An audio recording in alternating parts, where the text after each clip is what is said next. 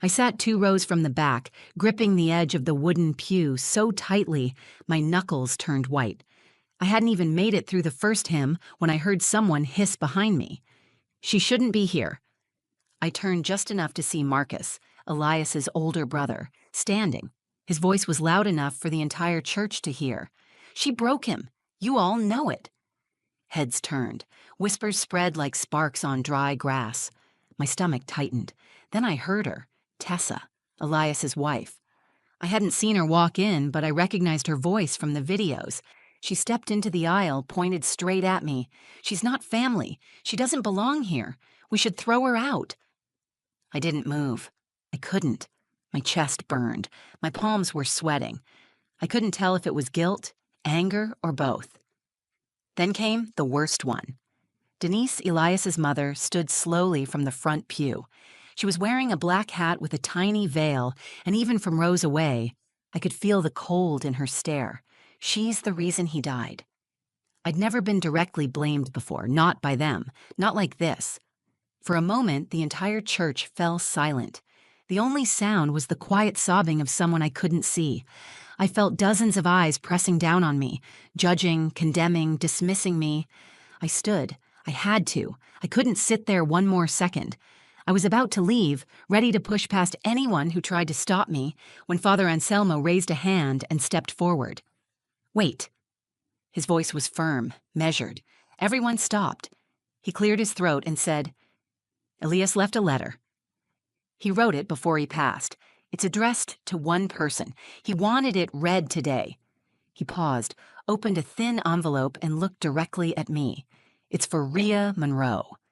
My breath caught. The letter was for me. The church went still. Even the crying stopped. Everyone stared, but no one said a word. I hadn't spoken to Elias in months. I didn't know he'd written anything, especially not for me. Father Anselmo extended the letter toward me. He asked that you read it, in your own voice. Here, today. I looked down at the envelope. My name, written in Elias's handwriting, stopped my breath. I knew that slanted scrawl like I knew his laugh. I used to tease him for how he looped his R. My fingers closed around the paper. It felt heavier than it should have. The church was so quiet I could hear the building creak with the wind outside. No one moved. No one spoke. This was the moment. The one I didn't know I was walking into when I came to say goodbye. I hadn't come here to fight. I hadn't come for closure. I didn't even know why I came. But I was about to read the last words Elias ever wrote, and no one in that room, not even the people who hated me most, was ready for what he had to say. When I woke up that morning, I told myself I wasn't going. I told myself a dozen times. I even got dressed for work, tied my scrubs, packed a protein bar in my bag like any other day, but my hands wouldn't stop shaking. I stared at the calendar on my fridge where I'd circled the funeral date in red ink. It looked like blood. I sat on my kitchen floor for 20 minutes, just holding my car keys. My cat brushed against my leg, but I didn't move. My chest felt tight, like I couldn't get a full breath. Every memory I had of Elias played in loops. His crooked smile when I brought him pie after a night shift. The scar on his chin from falling off his bike at 10. The way he said my name like a question, even when he was sure of everything else. We hadn't spoken in 13 months. When we broke up, it wasn't quiet. It was a fire. Screaming. Slammed doors. He begged me to stay, then cursed me when I didn't. I told him I couldn't fix him, and he told me I never really tried. I walked out with nothing but my purse and a single shoebox of our things. I never went back. 3 months after that, he married Tessa. I found out through Instagram. Someone tagged me in a photo. I stared at it for so long the screen went dark. It felt like grief, but not the kind anyone lets you mourn. I spent the next year trying to forget. I buried myself in 12-hour shifts at the ER. I volunteered for holidays. I picked up graveyards and doubles. I went home, slept, and started over. I told everyone I was fine. I even started dating again. But no one lasted longer than a few weeks. I was always looking for something familiar and dreading the second I found it. I didn't even know he was gone until Naomi told me. Naomi is my older sister. She still talks to some of Elias's friends, mostly through her husband. She called me on a Tuesday night. Her voice was too calm. "Rhea, Elias passed. I remember the moment she said it. I was standing in my bathroom brushing my teeth. I spit into the sink and stared at my reflection for a long time before whispering, "What do you mean?" "He died 2 days ago. They found him in his apartment. It was suicide." Everything went silent after that. I couldn't hear her. I sat on the toilet lid and stared at the floor until the screen on my phone went dark again. For the next 2 days, I didn't tell anyone. I didn't even cry. I didn't move unless I had to. I didn't go to work. I stared at the ceiling and asked questions I couldn't answer. I thought about the letter I never sent, the apology I never made, the part of me that still wanted to call him when I heard something funny. That part had never gone away. When the funeral invitation came, I wasn't surprised. It was a mass email list, not a personal request. Still, I stared at it for an hour. I didn't RSVP. I just showed up. I told myself I'd sit in the back, pay my respects, and leave before anyone noticed. I didn't come to stir anything. I wasn't there to reopen wounds. I walked in just as the organ started. I recognized people from the old neighborhood, a few nurses Elias used to work with, his aunt from Boston. Everyone looked straight ahead, dressed in black, eyes heavy with grief. And then there was the front row. Marcus. He looked exactly the same. Clean-shaven, tightly wound like a wire stretched to its limit. Tessa beside him in a black dress with a satin belt, clutching a damp tissue. Denise with her hands folded tightly in her lap. I took the second-to-last row. Quiet, invisible. I kept my eyes down and told myself I could make it through an hour, but I should have known that grief isn't quiet, and nothing about Elias ever ended simply. Because just 20 minutes into the service, everyone in that front row turned their pain on me.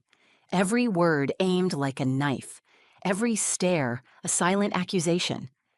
And then the priest said my name. That was the moment everything changed. When the priest said my name, I didn't understand at first. It sounded foreign in the quiet, like it belonged to someone else. But then he repeated it. Rhea Monroe. Every head in the church turned. Eyes scanned the pews until they landed on me. Some widened in recognition, others narrowed with disgust. Father Anselmo stepped forward, holding a white envelope. It looked crisp, like it had been handled with care. His voice was calm, but clear. Elias left a letter. He asked that it be read aloud today, by Rhea, in her own words. My heart jumped, my legs locked. The room swayed slightly. I tried to breathe deeply, but each breath caught in my throat like a hiccup of panic. I didn't know he'd written anything. I certainly didn't expect this. Tessa gasped, sharp and bitter. He left something for her. Why would he write to her? Marcus stood before she could say more. This isn't right, he said, glaring at the priest. This was his funeral. He didn't want her at the end of his life. She shouldn't have been there for any of it. The room buzzed with whispers again. I could feel them.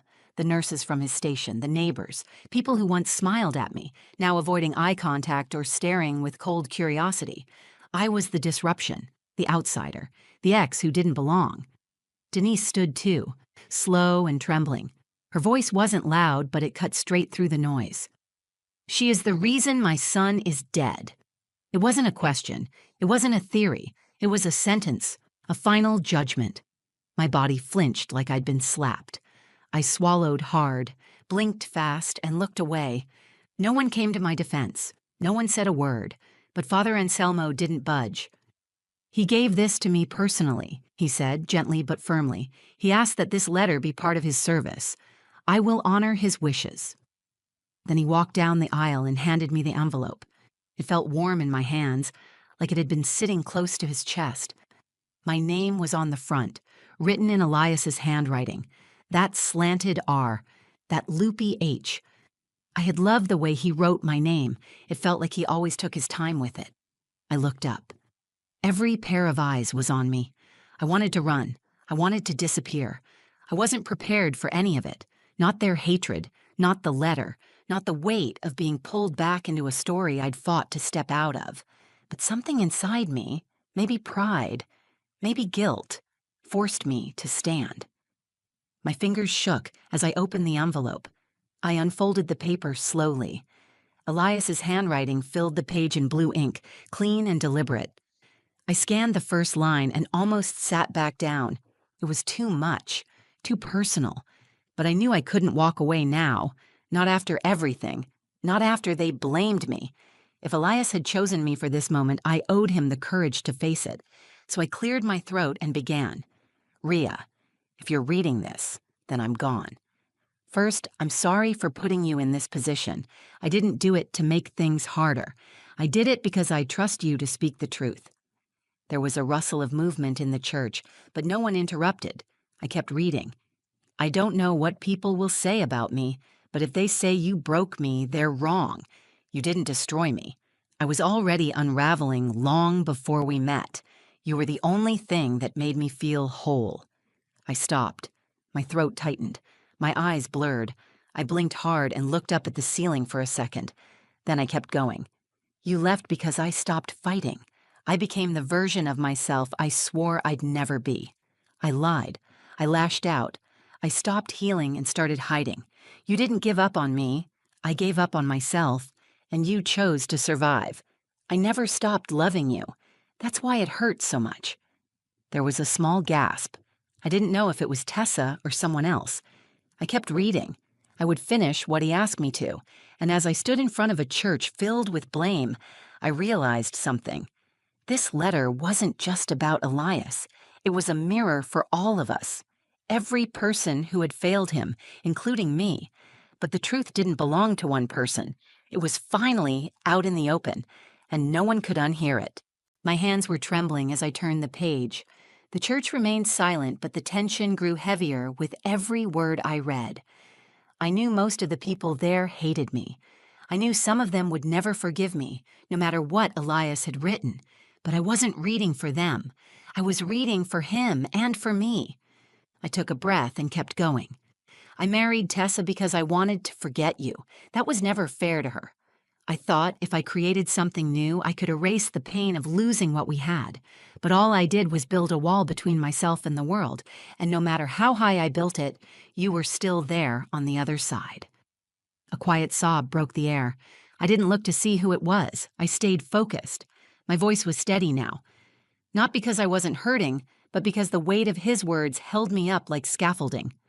There's so much I didn't say to you, Rhea. I know I made you feel small. I made you carry my storms. I expected you to fix what I refused to face, but you were never the problem. I was. The paper shook slightly between my fingers. I pressed my thumb to the corner to stop it from fluttering. I didn't write this to make you feel guilty. I wrote it to give you back your truth. You didn't abandon me. You gave me every chance. You showed me more love than I ever deserved. I destroyed it, and you walked away to save yourself. That wasn't weakness. That was strength. I felt the words sink into the room like water into dry ground. People shifted uncomfortably. Some looked down. A few stared at me, unreadable. I told my family you left me. I let them believe it was all your fault. I didn't correct them, because it was easier to be pitied than to take responsibility. I let the lie grow until even I believed it. At that, I saw Marcus lower his head.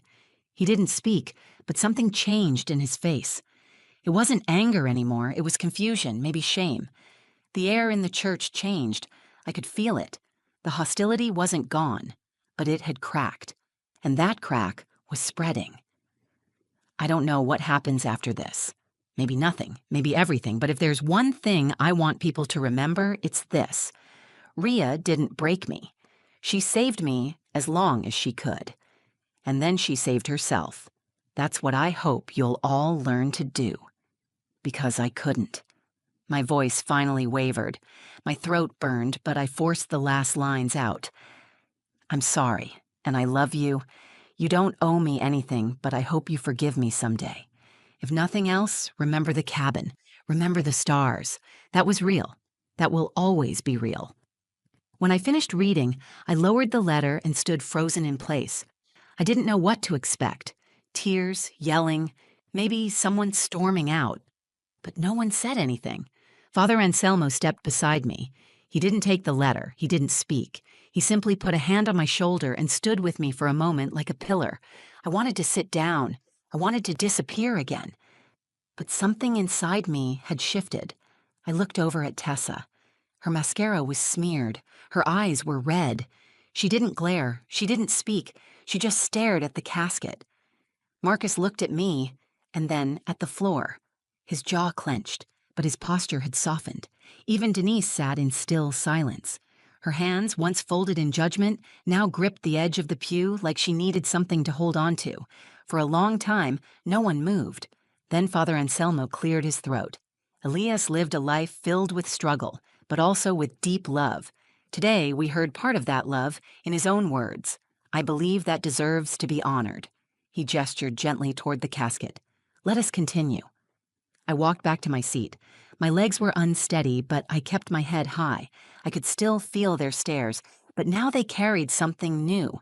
Curiosity, hesitation, something close to regret. And in that moment, I realized I had just done what I couldn't do while Elias was alive. I'd spoken the truth, and for the first time since his death, I felt something close to peace. The funeral continued, but nothing felt the same after the letter. The air had changed. The people had changed. Even the silence sounded different. I sat there gripping the folded paper in my lap, trying to make sense of the fact that Elias was gone. And yet, somehow, he had spoken more truth from a coffin than he ever did when he was alive. Father Anselmo read a short sermon about grief and guilt. I don't remember most of it. My mind was still spinning from the words I'd read. I kept hearing them again in my head. You didn't abandon me. You gave me every chance. You showed me more love than I ever deserved. For a year, I had carried a secret fear that I had broken him. I left because I had to. I left because I couldn't be pulled down with him. But I never stopped wondering if walking away had pushed him over the edge. The guilt had wrapped itself around my ribs and stayed there, tight and quiet, until today. Now that guilt was cracking, slowly, painfully, but clearly. The final hymn ended. People began to rise. The service was over, but no one rushed out. They moved slowly, eyes glancing back at me, faces softer than before. A few nodded gently, unsure if they should say something or not. I stayed seated until nearly everyone had left. I couldn't bring myself to stand. I looked at the casket, surrounded by flowers and photographs. I hated that it had come to this. I hated that he was gone. But I also felt something unexpected. Relief. Not because he was dead, but because I finally had the truth. As I stood to leave, Marcus appeared beside me. He didn't speak right away. His jaw was tight, his arms folded. He looked like he was preparing for battle, but his voice was quiet. I was wrong about you. I waited, unsure if there was more coming. He took a breath. I thought you abandoned him. That's what he told me. He never said anything else. And after he died, I needed someone to blame. He looked at the letter still in my hand. I read the first version. It didn't say any of that. What you read, he must have written it later. Maybe the night before. I didn't even know he left another one. There was pain in his eyes, and maybe shame. I'm sorry, Rhea, for what I said, for how I treated you.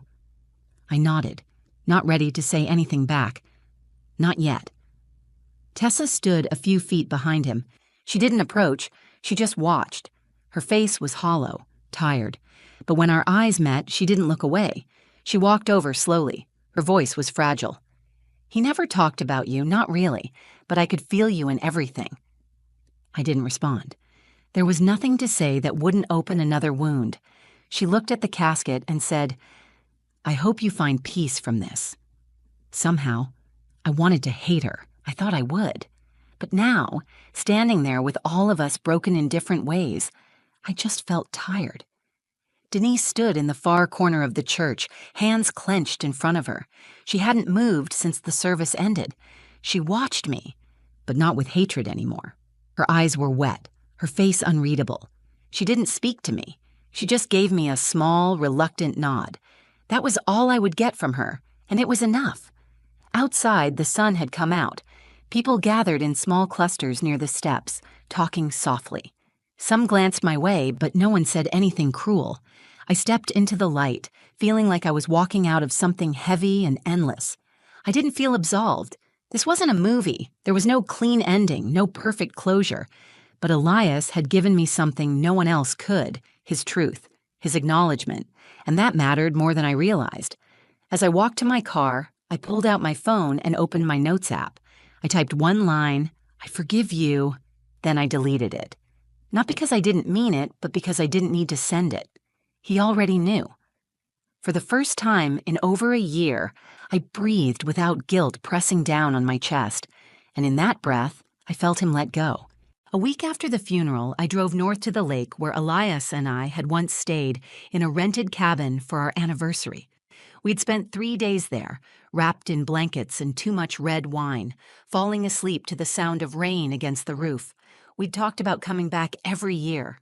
We never did. I parked at the trailhead just before sunset. The sky was streaked with amber and pale pink. The air was crisp and quiet. I brought the letter with me, folded neatly in my jacket pocket, along with a small paper bag filled with wildflower seeds. Elias once told me he believed in growing things after death.